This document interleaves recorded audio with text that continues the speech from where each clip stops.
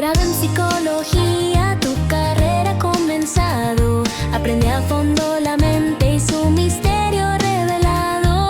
Episodio a episodio avanza firme y enfocado, con Happy a tu lado, guiando cada paso. ¿Alguna vez has sentido que tu cerebro se cuelga como un ordenador viejo? ¿O que necesitas reiniciar para seguir funcionando? No es casualidad.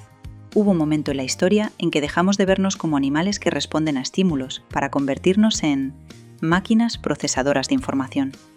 Hoy abrimos la caja negra de la mente para descubrir si realmente pensamos o solo ejecutamos un código complejo.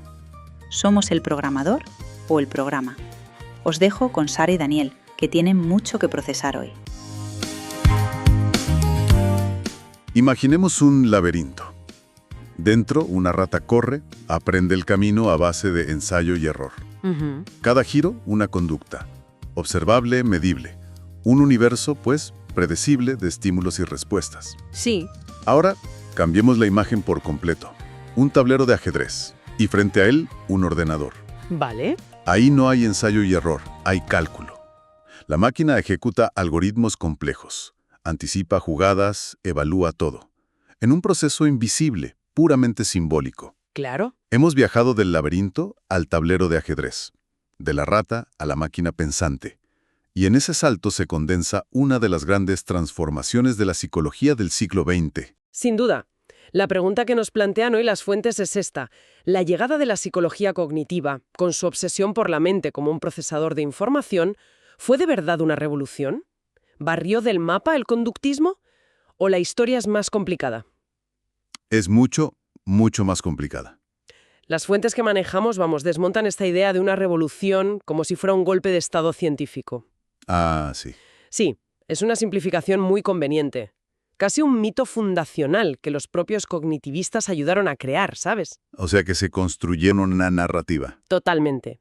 Lo que encontramos en realidad es una relación mucho más íntima y conflictiva. Una especie de drama familiar. Un drama familiar. Sí. Los psicólogos cognitivos fueron en gran medida hijos del conductismo, aunque, eso sí, buscarán desesperadamente emanciparse de su herencia, de ese padre intelectual. Esa imagen de hijos queriendo emanciparse es muy potente. Suena casi a una rebelión adolescente. Pues un poco sí. ¿Qué tenía de malo ese padre, el conductismo, para que necesitaran una ruptura tan drástica? ¿Qué era tan opresivo? El padre, en su versión más estricta, era el conductismo radical. Pensemos en figuras como Watson y sobre todo B.F. Skinner. Skinner, claro. Su propuesta fue de una simplicidad brutal y por eso mismo muy seductora para una psicología que anhelaba ser una ciencia dura.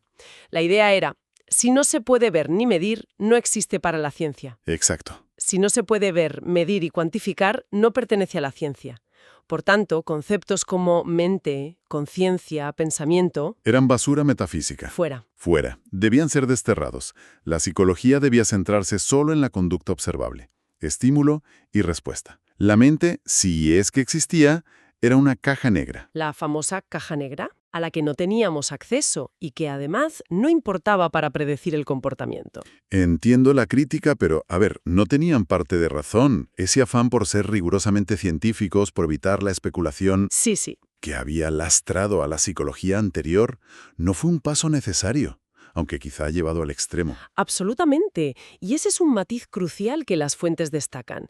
El conductismo no nació de un capricho, nació de un deseo legítimo de rigor. Claro. Fue una reacción necesaria contra la introspección de principios de siglo, que era totalmente subjetiva.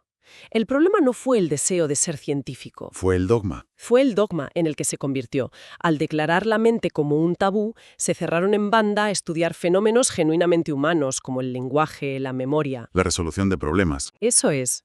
Por eso, cuando los cognitivistas quisieron recuperar esos temas, se encontraron en un callejón sin salida. No podían volver a la especulación precientífica. No, claro. Pero tampoco podían aceptar un paradigma que, básicamente, les prohibía estudiar lo que más les interesaba. Necesitaban, como decíamos, matar al padre para poder nacer. Pero por lo que entiendo de las fuentes, ese asesinato no fue tan limpio. Para nada. La narrativa de la revolución ignora que ya había grietas en el monolito conductista. Ya había familiares que no eran tan radicales, ¿no? Exacto. Y aquí es donde la historia se vuelve interesante. No todo el conductismo era el radicalismo de Skinner. Desde mucho antes existían corrientes como el conductismo mediacional. ¿Mediacional? Sí, con figuras como Edward Tolman. Tolman ya se atrevía a decir que entre el estímulo que recibe un organismo y la respuesta que emite, ocurren cosas. Ah, Llamó a esas cosas variables intervinientes, que eran básicamente procesos mentales. o sea que ya se estaba mirando dentro de la caja negra. Se estaba intentando, al menos. El ejemplo clásico son sus experimentos con ratas en laberintos, que son fascinantes. Cuéntame. Tolman demostró que las ratas no se limitaban a aprender una secuencia mecánica de giros derecha, izquierda, derecha. No eran robots. No, lo que hacían era crear mapas cognitivos del laberinto en su cabeza. Mapas cognitivos. Sí, si bloqueaba el camino habitual, la rata no se quedaba paralizada, tomaba un atajo. Demostraba que tenía una representación mental del espacio. Esto era una herejía para el conductismo radical. Pero eso suena increíblemente moderno. Es una idea que hoy damos por sentada. Totalmente. ¿Y cómo es que esa visión no fue la que triunfó en su momento? ¿Por qué se impuso durante décadas la visión más radical de Skinner, la de la rata como un autómata? Es una gran pregunta. Probablemente por una cuestión de Zeitgeist, del espíritu de la época. Del ambiente. Eso es. El modelo de Skinner era más simple, más parsimonioso. Parecía más científico en su rechazo a todo lo mental. Encajaba mejor con una visión mecanicista del mundo que imperaba en la física, la biología. Era más fácil de vender. Mucho más. Las ideas de Tolman eran más complejas, requerían inferir procesos no observables. Y eso generaba escepticismo. Se le vería como un conductista blando. Así que el cognitivismo no surgió de la nada, fue más bien la culminación de estas ideas minoritarias que ya llevaban tiempo bullendo bajo la superficie.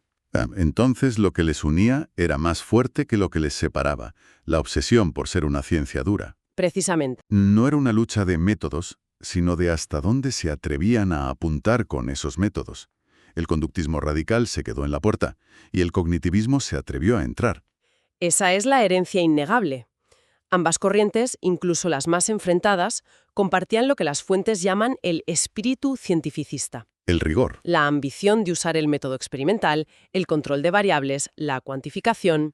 Querían estar en el mismo club que la física, ¿entiendes? Sí, sí. La diferencia fundamental, como dices, no estaba en las herramientas, sino en el objeto de estudio.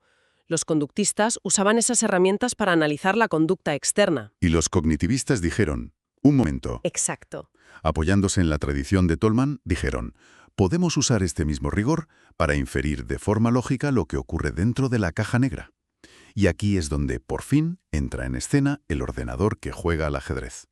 Porque para atreverse a abrir esa caja, necesitaban un nuevo lenguaje, una nueva forma de pensar sobre lo que había dentro.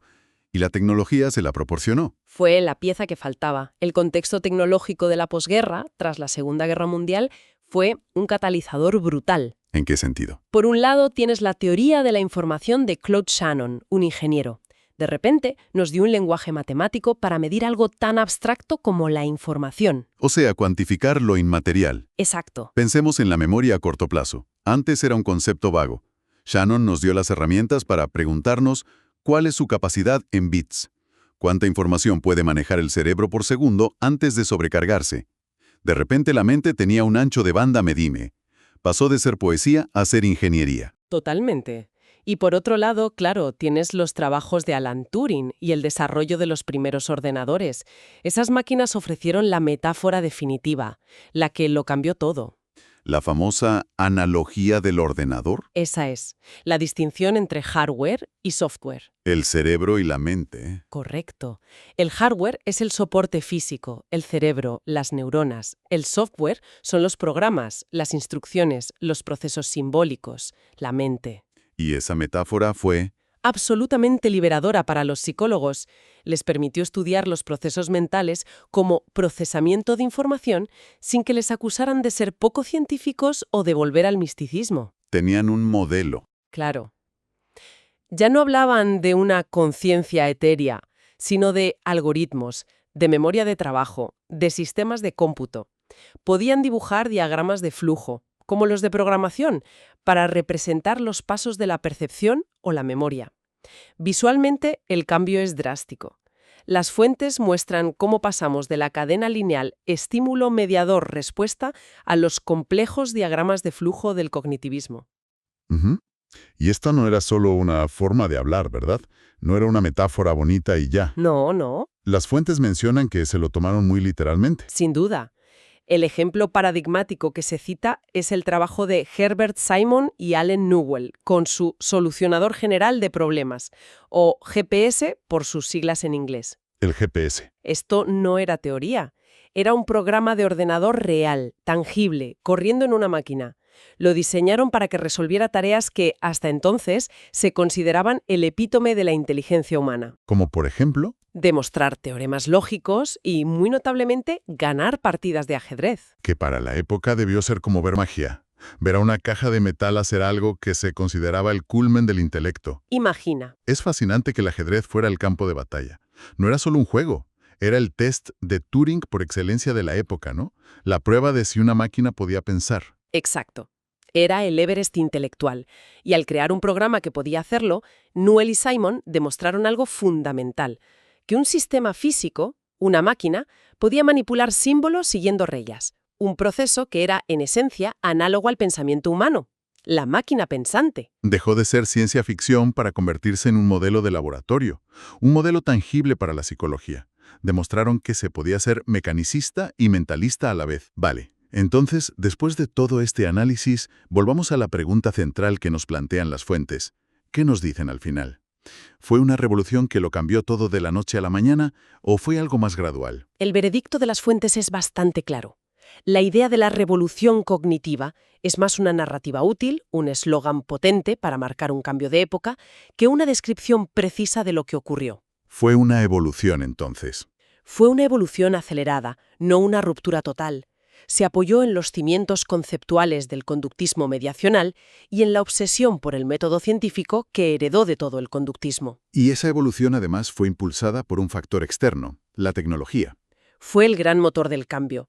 La tecnología ofreció una nueva y poderosísima metáfora, la del ordenador, y un nuevo lenguaje para hablar de la mente. Claro. Y esto es clave porque nos enseña algo sobre cómo cambian los paradigmas científicos. Las revoluciones científicas rara vez son un borrón y cuenta nueva. Se construye sobre lo anterior. Se parecen más a instalar un software nuevo sobre un sistema operativo antiguo. El sistema operativo subyacente, el método experimental, el rigor, sigue ahí. Pero el nuevo software, la metáfora del ordenador, cambia por completo lo que puedes hacer con la máquina. Abre un universo de posibilidades que antes eran impensables. Y tampoco fue una guerra de un ejército contra otro, un bloque contra otro. Para nada.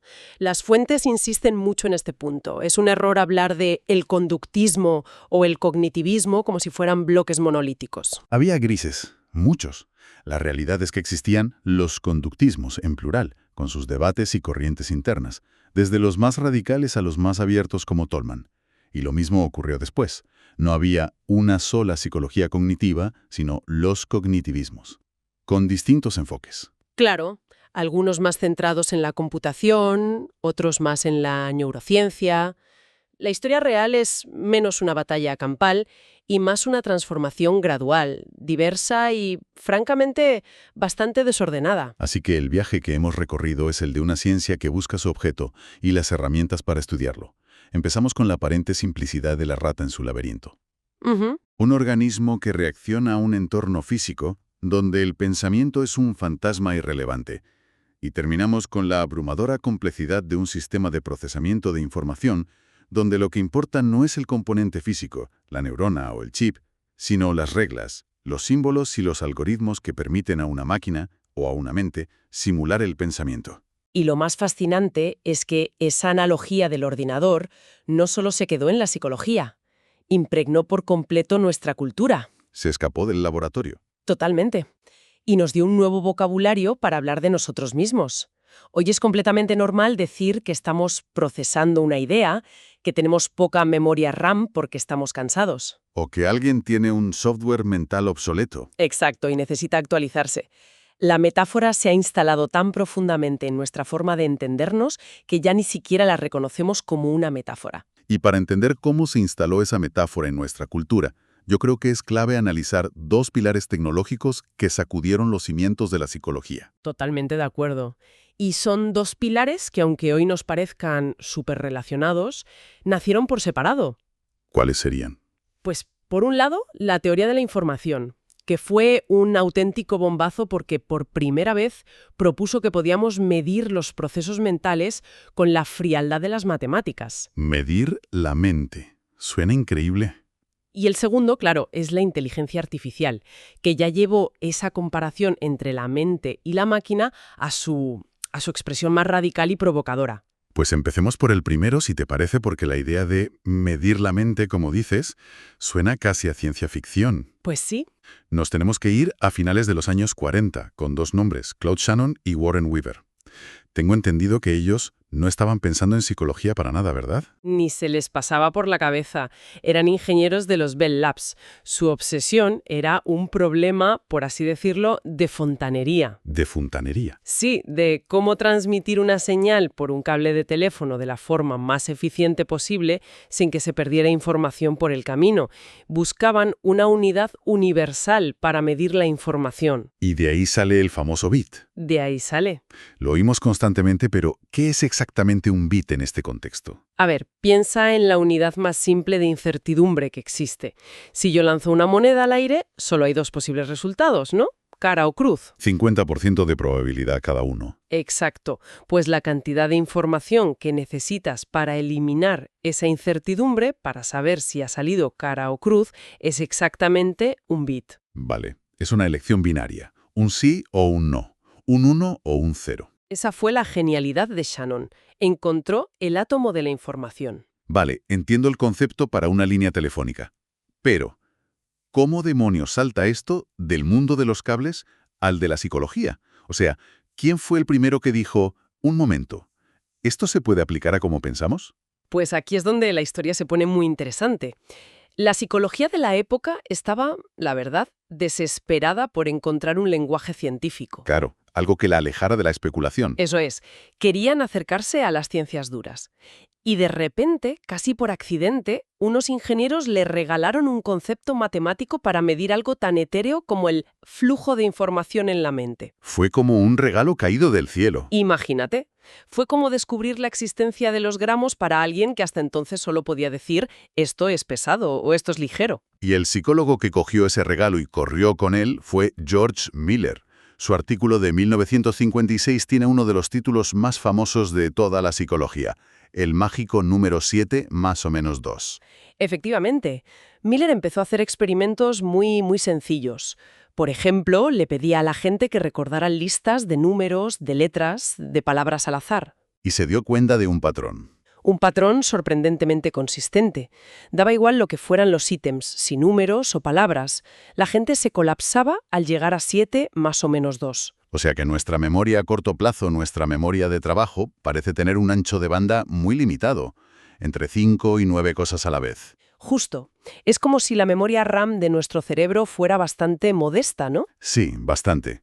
Pero aquí es donde Miller dio un paso más allá, porque se dio cuenta de que la mente es más astuta que un simple canal de teléfono. Exacto. Miller notó que aunque el límite de ítems era constante, no todos los ítems eran iguales. Se dio cuenta de que no procesamos bits de información sueltos. Y aquí introduce su gran concepto, el chunk. El chunk, que podríamos traducir como trozo, fragmento. Sí, trozo o fragmento. A ver si lo entiendo. Si me das una serie de 9 números, como 9, 1, 5, 2, 2, 3, 8, 7, 6. Uf. Intentar recordarlos de uno en uno es casi imposible. Satura ese límite de 7.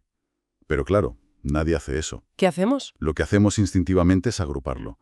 915, 223, 876. Ahí está. Y de repente no son 9 ítems, son 3. Ahí está la clave de todo.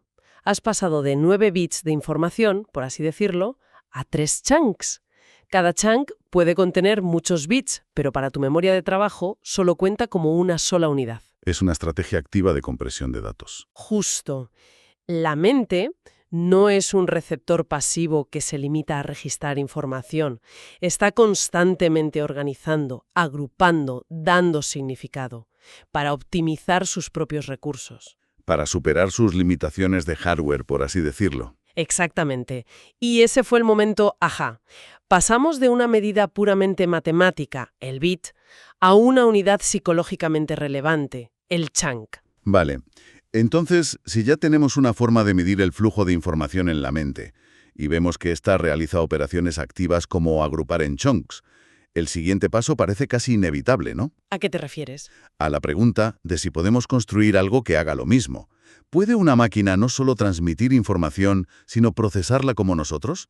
Lo que nos lleva a la gran pregunta, ¿puede una máquina pensar? Y esa es la pregunta que Alan Turing pone sobre la mesa en 1950, en un artículo que es pura dinamita filosófica. Alan Turing, un genio absoluto.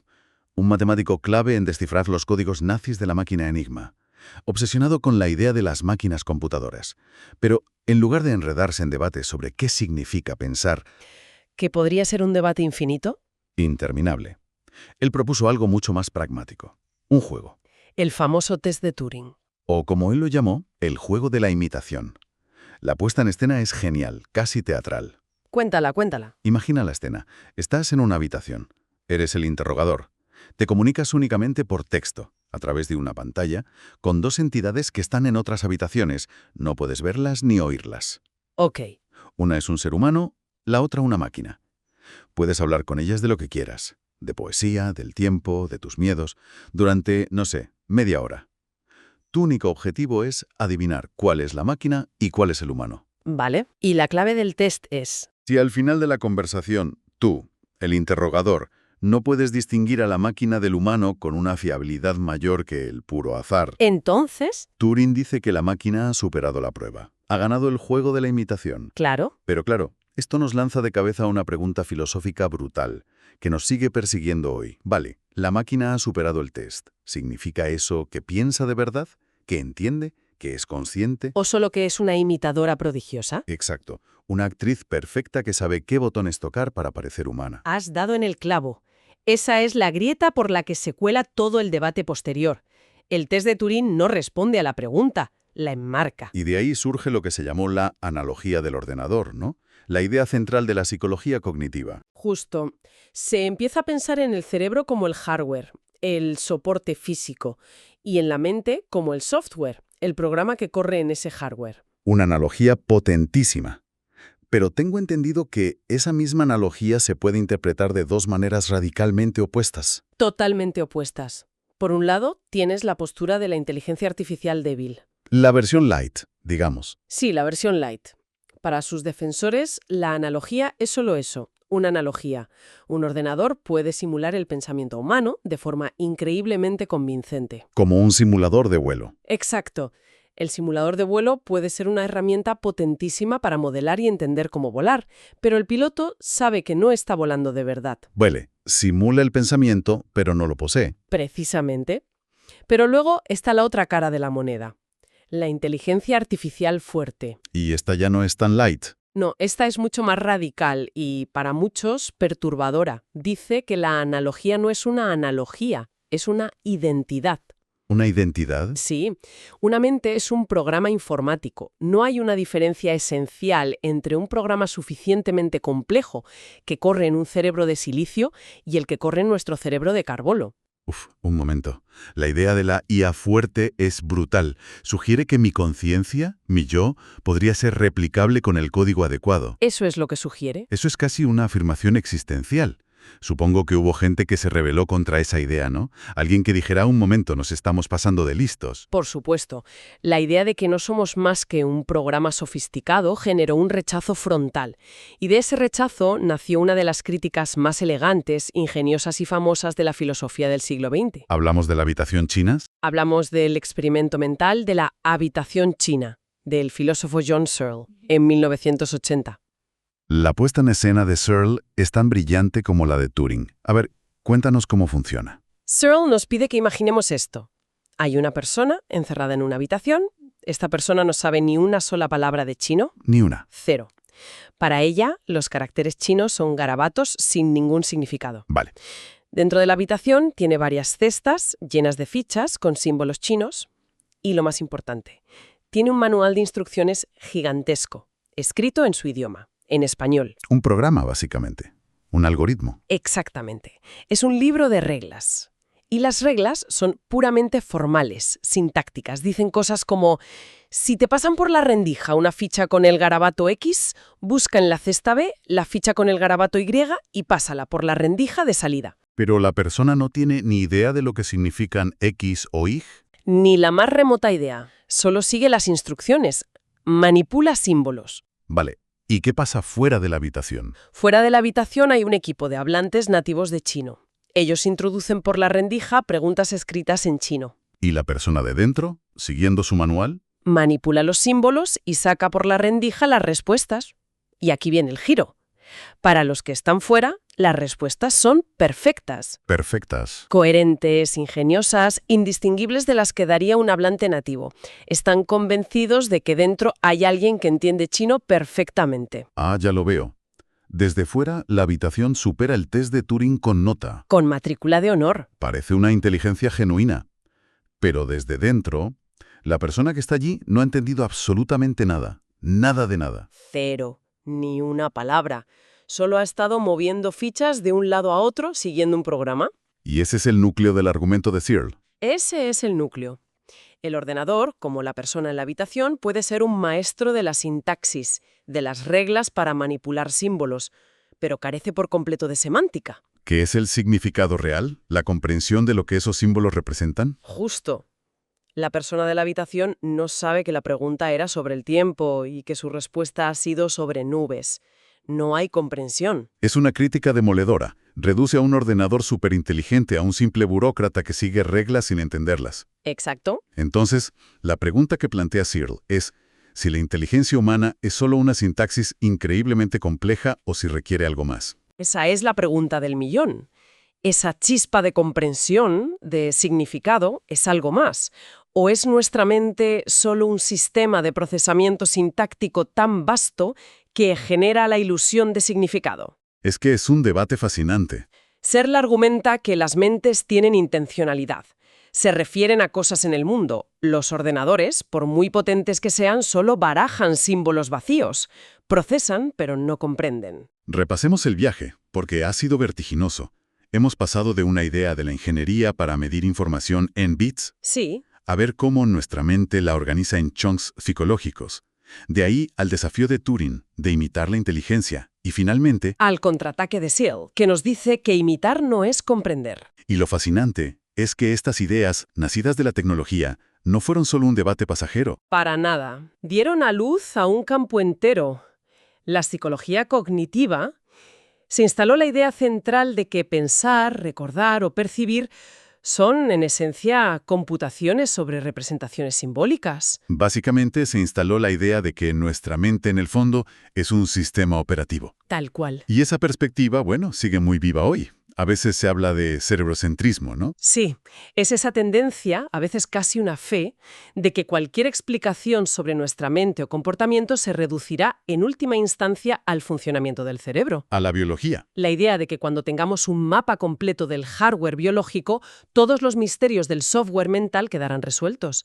La psicología se convertirá en el fondo en neurociencia aplicada. Y es que este debate, que parece tan abstracto, ha colonizado por completo nuestro lenguaje cotidiano. Ya ni nos damos cuenta. Totalmente. Hablamos de procesar una mala noticia, de tener el cerebro frito, o de no tener ancho de banda para un problema más. O cuando decimos que nos sentimos saturados de información, que vamos a resetear el fin de semana, o el concepto mismo de multitarea. Que es una importación directa del mundo de los microprocesadores. Exacto. Esta metáfora computacional ha sido tan exitosa que ya no la vemos como una metáfora. La hemos interiorizado como la descripción literal de lo que somos. Para cerrar, me gustaría lanzar una última reflexión que nos deja todo este debate. Adelante. El argumento de la habitación china de Searle es muy potente. Se basa en esa intuición que todos compartimos de que nosotros sí entendemos. De que tenemos semántica. Exacto. Pero, por un momento, juguemos al abogado del diablo. ¿Y si los defensores de la inteligencia artificial fuerte tuvieran razón? ¿Y si la mente fuera solo un programa? Eso es. Si fuera solo un programa de una complejidad inimaginable, podría ser que nuestro propio sentido de significado y comprensión no sea más que una ilusión. Una sensación subjetiva. Sí, una especie de producto emergente de un sistema de procesamiento sintáctico tan inmensamente sofisticado que se percibe a sí mismo como consciente. Es una idea muy provocadora. ¿Es la semántica, en el fondo, solo una sintaxis extraordinariamente compleja? Ahí lo dejamos. El surgimiento de la psicología cognitiva no fue un Big Bang, no fue un interruptor que alguien pulsó un día. Para nada. Antes de que esa idea tan seductora de la mente como un ordenador se apoderara de todo, el edificio del conductismo, que parecía inexpugnable, ya tenía grietas por todas partes. Totalmente. Había gente picando el muro desde dentro y desde fuera. Y esa es la misión de nuestro análisis de hoy. Explorar precisamente esas fisuras. No fue una revolución, fue más bien una guerra de guerrillas que duró décadas. Sí, Nos sumergiremos en las fuentes para ver cómo, por un lado, la psicología experimental británica empezó a abrir un camino por pura necesidad práctica, y por otro, cómo el propio conductismo llevaba el germen de su destrucción en su interior. y luego, el golpe de gracia, el que vino de un campo que nadie esperaba, la lingüística. Analizaremos cómo un joven Noam Chomsky le lanzó un torpedo a la línea de flotación del conductismo de Skinner. Efectivamente. Y solo después de todo eso, llegaremos a la nueva era, la del ordenador, para enfrentarnos a uno de sus mayores desafíos filosóficos, el argumento de la habitación china. Exacto. Y las fuentes que manejamos, un texto muy denso sobre la historia de la psicología, nos permiten conectar estos puntos que a menudo se cuentan como historias separadas. Claro. Hoy vamos a trenzarlos para entender por qué, para volver a hablar de la mente, primero hubo que demoler esa fortaleza que prohibía hacerlo. Ok, vamos a desgranar esto. Empecemos por Gran Bretaña, años 40-50. El mundo está en guerra o saliendo de ella. Y de repente, los psicólogos no están solo en laboratorios con ratas, sino que tienen problemas muy reales que resolver. Y ese es el catalizador. El texto sitúa el epicentro en la Universidad de Cambridge, alrededor de Frederick Charles Bartlett. Pero lo interesante no es tanto la teoría como la práctica. Claro. Se encontraron con problemas como, por ejemplo, los pilotos de la Royal Air Force. Cometían errores, se estrellaban y el modelo conductista de estímulo-respuesta no servía para explicar por qué. Porque no encajaba. No servía para explicar por qué un piloto experimentado, bajo presión, confundía una palanca con otra. Claro, no es un reflejo. Hay algo que pasa entre que sus ojos ven los controles y su mano. Y su mano actúa. Y su mano actúa. Algo que se sobrecarga, que se fatiga. Precisamente, y ahí es donde investigadores como Donald Broadbent o Kenneth Craig, que se mencionan en las fuentes, empezaron a hablar de conceptos prohibidos para el conductismo radical. Prohibidísimos. Hablaban de atención, de filtros, de capacidad de canal limitado. Estaban describiendo la mente como un sistema de procesamiento de información, décadas antes de que se popularizara la metáfora del ordenador. Fíjate. Craig, por ejemplo, ya hablaba del cerebro como un sistema que crea pequeños modelos de la realidad para anticipar eventos. O sea que la necesidad de evitar que los aviones se estrellaran les obligó a redescubrir la mente, aunque no la llamaran así. Justo. No era una cuestión filosófica, era una cuestión de vida o muerte. Y mientras esto pasaba en Cambridge, en Estados Unidos, la propia casa del conductismo, también había disidentes. No eran enemigos del conductismo, eran conductistas. Desde dentro. La figura clave aquí es Edward Tolman. Y para entender su importancia, hay que recordar el dogma de Skinner. El interior de un organismo es una caja negra. La caja negra. No nos importa lo que hay dentro. Solo vemos el estímulo que entra y la respuesta que sale. Y Tolman básicamente se asomó para ver qué había en la caja. Pero espera, ¿cómo un conductista como él usaba palabras como propósito o cognición? ¿Cómo podía? Eso suena a una herejía absoluta. ¿Cómo lo justificaba para que no lo expulsaran del club? Esa es la clave. Fue increíblemente astuto. No las introdujo como conceptos mentales abstractos, sino como variables intervinientes. Vale. Es decir, como factores que, aunque no se pueden observar directamente, son necesarios para explicar la relación entre el estímulo y la respuesta. Eran variables que se definían por sus efectos en la conducta observable. Ah, Era una forma de hablar de la mente con el lenguaje del conductismo. un caballo de Troya conceptual. Exactamente. Su experimento más famoso es el de los mapas mentales en ratas, Sí. en una versión simplificada. Enseñaba a una rata a encontrar comida en un laberinto siguiendo un camino concreto. El conductismo radical diría que la rata ha aprendido una cadena de respuestas motoras. Gira a la derecha, sigue recto, gira a la izquierda, eso. Eso mismo. Pero luego Tolman bloqueaba ese camino y abría otros nuevos. Lo que descubrió es que la rata no intentaba repetir los movimientos aprendidos, sino que tomaba un nuevo camino que apuntaba directamente hacia donde estaba la comida. Vaya. O sea que la rata no había aprendido una secuencia de movimientos. No. Había aprendido la geografía del laberinto, se había hecho un mapa en la cabeza. Se había hecho un mapa. Eso es un cambio de paradigma brutal. Implica que el animal no solo reacciona, sino que espera, predice, representa su mundo. Y esa es la bomba de relojería que Tolman colocó en el corazón del conductismo. Admitía que entre el estímulo y la respuesta había procesos complejos. Por eso las fuentes insisten en que los primeros psicólogos cognitivos eran en el fondo hijos del conductismo mediacional. Claro. No surgieron de la nada. Tolman les construyó el puente por el que cruzar desde la conducta observable a los procesos internos. Pero aún faltaba el golpe definitivo. El golpe final. El que demolería el edificio por completo, y llegó en 1959.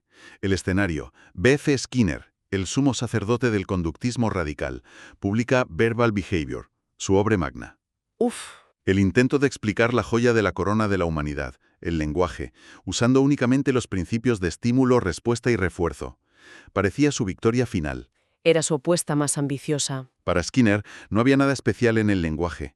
Aprendemos a hablar como una rata aprende a presionar una palanca. Simple refuerzo. Simple refuerzo. Si un bebé dice leche y su madre le da leche, esa conducta verbal se ve reforzada. Si dice mamá y su madre sonríe, se ve reforzado. Todo es una compleja red de asociaciones y refuerzos externos. No hay gramática interna, no hay viente, no hay nada innato. Y entonces, un joven lingüista casi desconocido del MIT, llamado Noam Chomsky, publica una reseña de ese libro. Y no es una reseña. Es un acto de demolición intelectual. Es una de las críticas más devastadoras de la historia de la ciencia. Chomsky ataca el argumento de Skinner en su punto más débil. Lanza lo que se conoce como el argumento de la pobreza del estímulo. ¿La pobreza del estímulo? Señala que los niños están expuestos a un lenguaje fragmentado, lleno de errores, pausas y frases incompletas. O sea, es un input muy pobre y caótico. Y sin embargo, de ese caos, todos los niños extraen las reglas subyacentes de la gramática y en pocos años son capaces de producir y entender un número infinito de frases que nunca antes han oído. Exacto. La creatividad del lenguaje es la prueba. Un niño puede decir, no me gusta el brócoli, es un árbol enfadado. Claro. Es muy probable que nunca haya oído esa frase, así que no puede ser imitación. Y es gramaticalmente perfecta. Chomsky argumenta que el output, la competencia lingüística, es infinitamente más rico y complejo que el input que reciben. Por tanto, es imposible que el lenguaje se aprenda solo por refuerzo externo. La conclusión es inevitable entonces. Sí. Tiene que haber algo más. Tiene que haber algo innato. Chomsky postula la existencia de una gramática universal o un dispositivo de adquisición del lenguaje. Vale. Una estructura biológica en nuestro cerebro que nace con las reglas básicas de la sintaxis comunes a todos los idiomas humanos. No aprendemos la gramática de cero. Nuestro cerebro llega preparado para activarla con la exposición al lenguaje, sea cual sea. Esto fue un misil directo.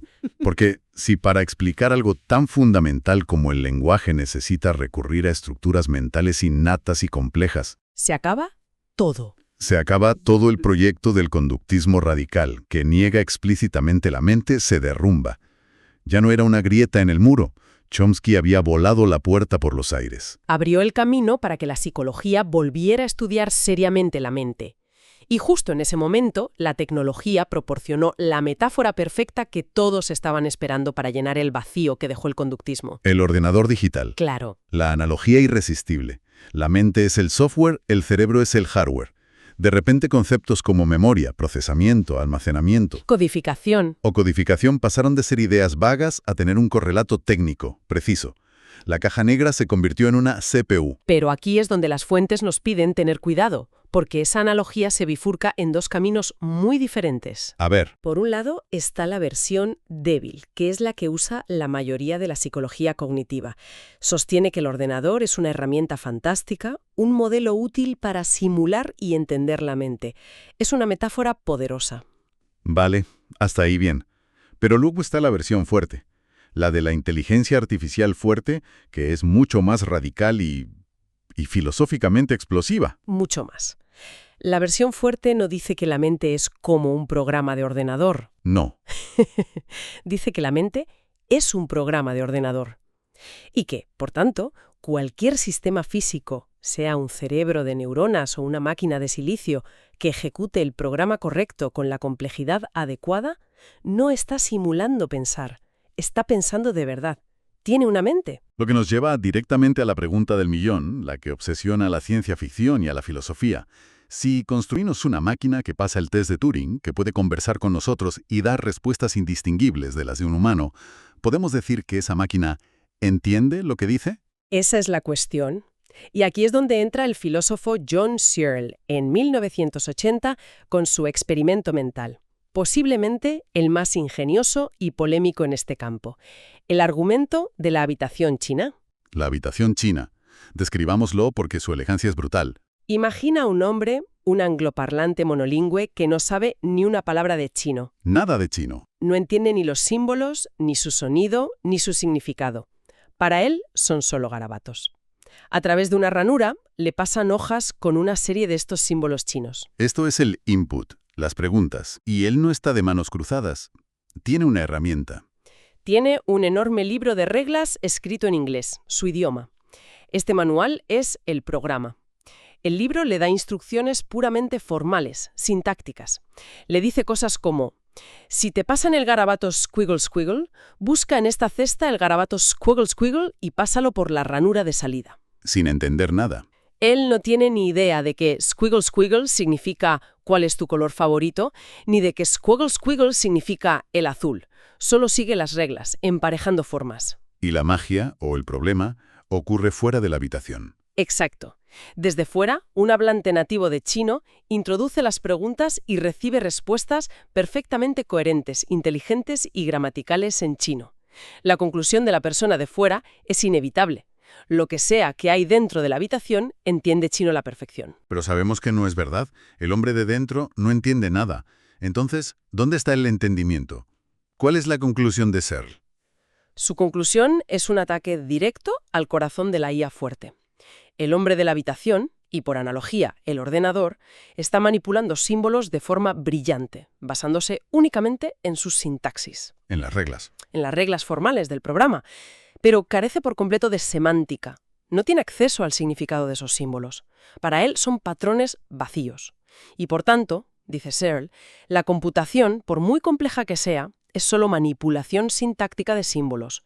Nunca puede ser suficiente por sí misma para generar comprensión, significado o conciencia. Es que... Pensar es más que procesar símbolos, es entender lo que significan. Entiendo el argumento. Es muy potente. Pero me imagino que los defensores de la IA fuerte no se quedaron callados. Debieron tener una respuesta, ¿no? Porque si no, el argumento parece casi demasiado simple, una bala de plata que acaba con todo el proyecto. Por supuesto, y dieron con la réplica más famosa y persistente, conocida como la respuesta del sistema. La respuesta del sistema. Lo que argumentan es: de acuerdo, Searle, te concedemos que el hombre en la habitación no entiende chino, pero estás buscando el entendimiento en el lugar equivocado. El entendimiento no reside en el hombre, sino en el sistema completo. El sistema completo. ¿Qué quieren decir con eso? Quieren decir que el conjunto formado por el hombre, el libro de reglas, los papeles con los símbolos y la habitación en su totalidad sí entiende chino. Ah, vale. ¿Y qué respondía Searle a eso? Searle tenía una contrarréplica ingeniosa. Decía: vale, aceptemos el argumento por un momento.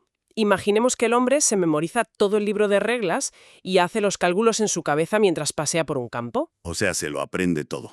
Ahora el sistema completo está dentro de él. Sigue escupiendo respuestas perfectas en chino, pero sigue sin entender ni una palabra. Sencillamente se ha internalizado el sistema, pero la comprensión sigue sin aparecer por ningún lado. Uf. El debate, como ves, se vuelve profundamente filosófico sobre qué es y dónde reside la conciencia. Bien, recapitulemos el viaje.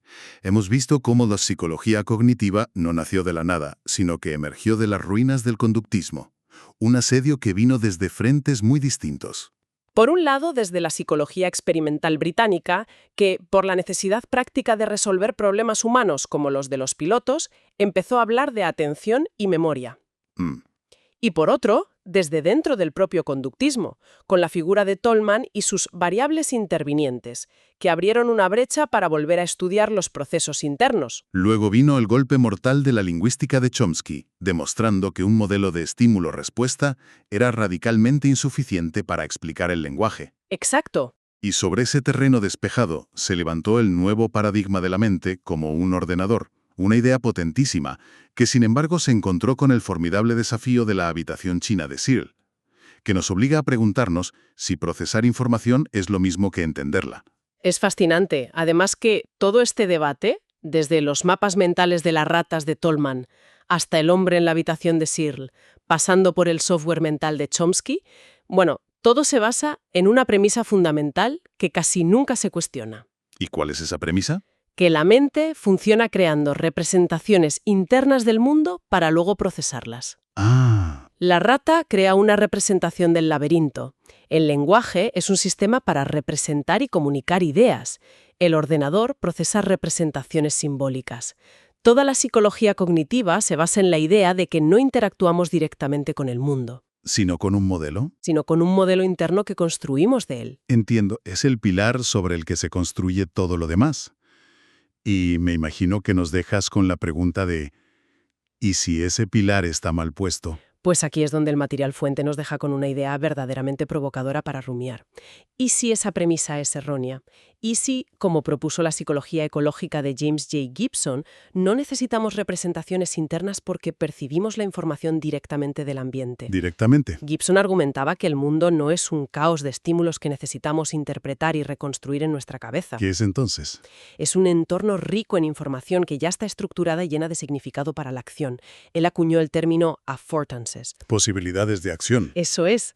No vemos una superficie plana, horizontal y rígida y luego deducimos que podemos caminar sobre ella. Percibimos directamente un suelo caminable. Una taza no es un objeto cerámico con una protuberancia. Su forma nos ofrece la posibilidad de ser agarrada. La información para la acción está en la luz, en el mundo, no en una reconstrucción mental. Eso implicaría que quizás todo el edificio de la psicología cognitiva, con sus debates sobre si las máquinas piensan o si la mente es un software, se construyó sobre un fundamento que no es el único posible. Podría ser. Abre la puerta a formas completamente distintas de entender nuestra relación con el mundo, una relación mucho más directa, menos mediada por símbolos internos.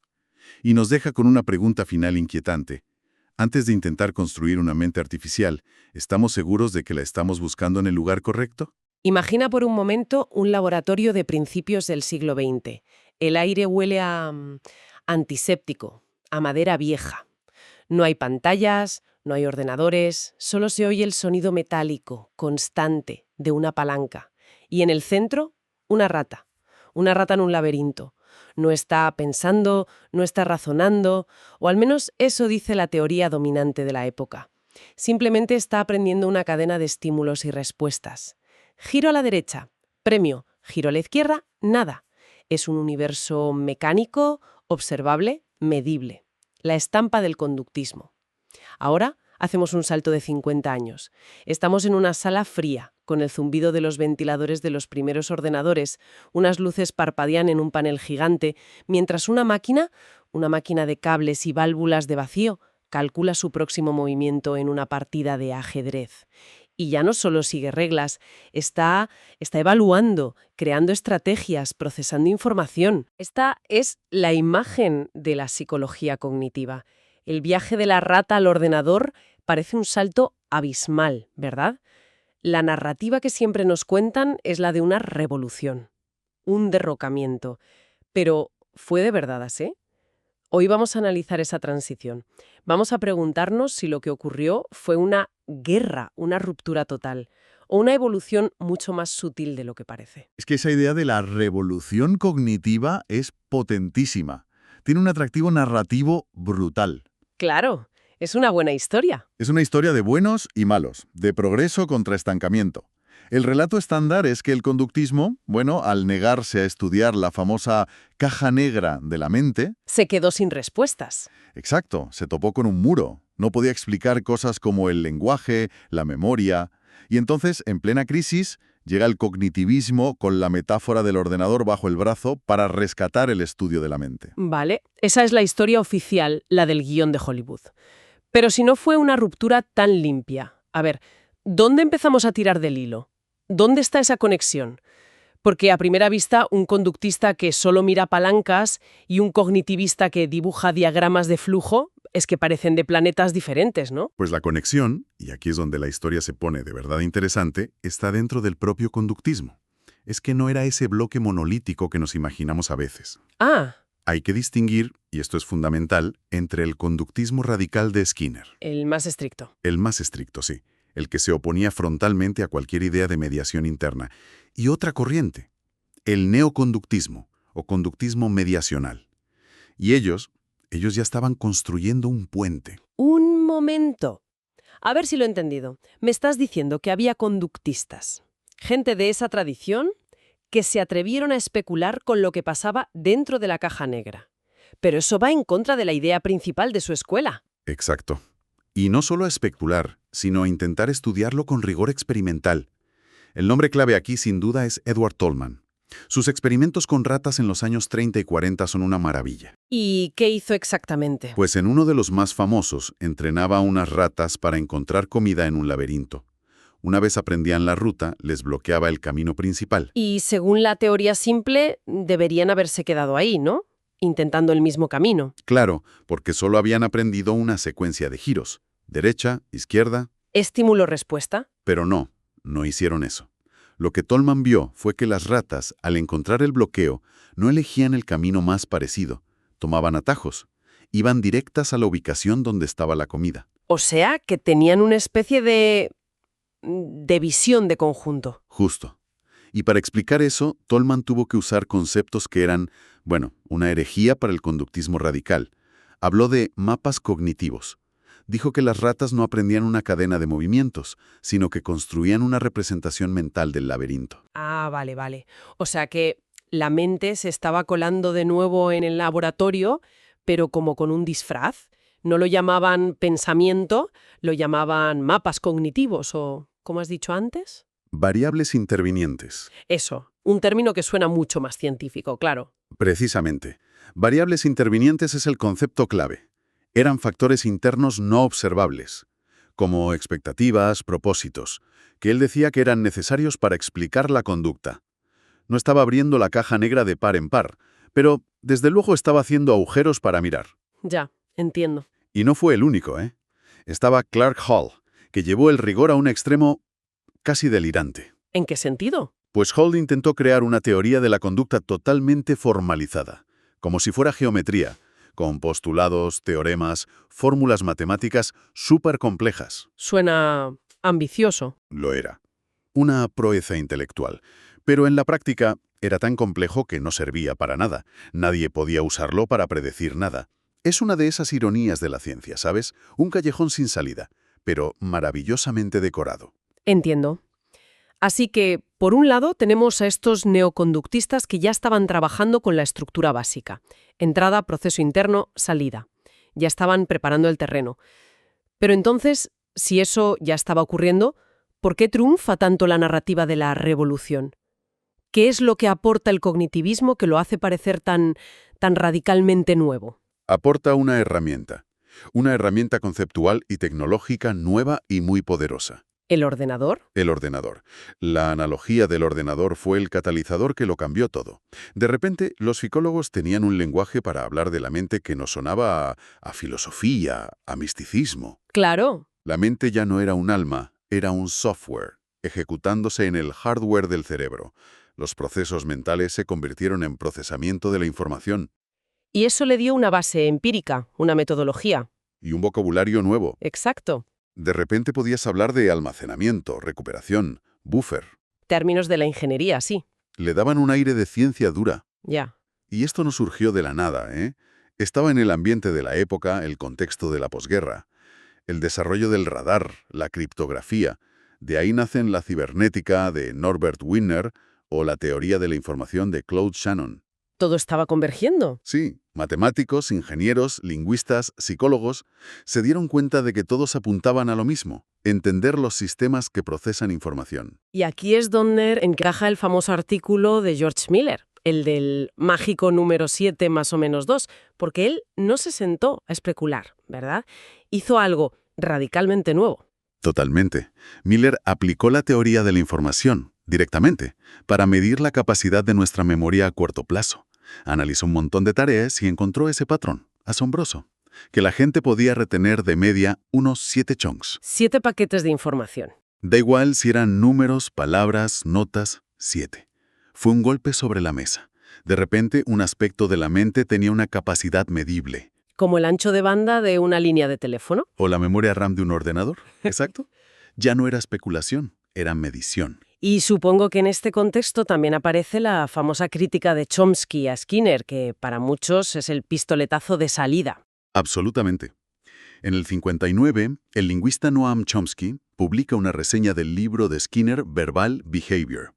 En ese libro, Skinner intentaba explicar el lenguaje humano solo con refuerzos y condicionamiento. ¿Y la crítica de Chomsky fue? Demoledora.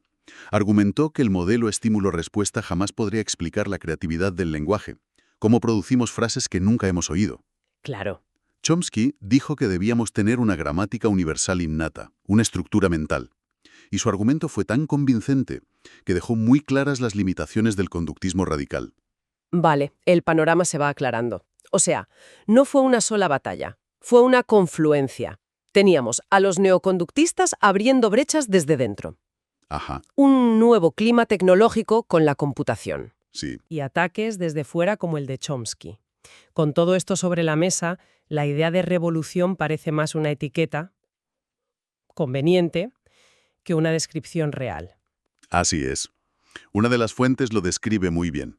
Habla de una relación de amor-odio. Amor-odio. Sí. Por un lado, los primeros cognitivistas odiaban al conductismo porque necesitaban un enemigo para definirse, para crear su propia identidad académica, conseguir fondos. La narrativa de la revolución era un buen marketing. Fantástico. Pero por otro lado lo amaban, porque heredaron de él lo más valioso: el rigor metodológico, el énfasis en la experimentación. No querían volver a la psicología de sillón del siglo XIX. Querían estudiar la mente con la misma seriedad. Entonces, para recapitular, el paso de la rata en el laboratorio al ordenador que juega al ajedrez no fue un asesinato, fue más bien un relevo generacional. Sí, es una buena forma de verlo. El conductismo no murió, sino que sus propias preguntas lo llevaron a evolucionar. Preparó el terreno y sus herederos, los cognitivistas, llegaron con mejores herramientas para explorar ese campo que los otros ya habían empezado a dibujar. Es la conclusión más ajustada, sí. La historia de la ciencia raramente funciona con rupturas limpias. Es más una línea continua, con puntos de inflexión. Y lo fascinante es ver cómo esa revolución, aunque la maticemos, ha cambiado no solo la psicología, sino nuestra forma de hablar de nosotras y nosotros mismos. Totalmente. El lenguaje del cognitivismo ha colonizado nuestro día a día. Es verdad, hablamos de que se nos ha cruzado un cable, o de que necesitamos resetearnos, O que estamos saturados de información. o que no tenemos ancho de banda mental para algo. Hemos interiorizado tanto la metáfora del ordenador que ya nos describimos con sus términos. Hemos adoptado el vocabulario de nuestras creaciones para entendernos. Es un bucle fascinante. Lo que nos lleva a una última reflexión para quien nos escucha. En esta era, donde nos entendemos como procesadores de información, inmersos en un flujo de datos y algoritmos, cabe hacerse una pregunta, ¿no? ¿Somos los usuarios que simplemente ejecutan los programas de nuestra vida, reaccionando a estímulos, o somos el sistema operativo mismo, con la capacidad de observar esos programas y, quizá, de reescribir nuestro propio código? Devolvemos la conexión a Cristina. ¡Wow! La habitación china, Turing, Chomsky. Da vértigo pensar que quizás esa vocecita en tu cabeza no es más que un algoritmo muy sofisticado. ¿O hay algo más? Quiero saber qué pensáis. ¿Crees que una inteligencia artificial podrá llegar a tener conciencia real algún día o siempre será una simulación? Mándame un audio de WhatsApp contándome tu teoría. Sí, para el especial con vuestras voces, o déjalo en comentarios. Suscríbete al canal para no perderte nada y descarga Happy para tener tu espacio de salud mental y filosofía budista en tu móvil. En el próximo episodio, el cognitivismo evoluciona y se enfrenta a su prueba final, las redes neuronales. Vamos a ver si somos capaces de explicar la intuición, el arte o el amor con algoritmos, o si la máquina se rompe al intentar ser humana. Hasta el próximo episodio de Historia de la Psicología. Grado en psicología.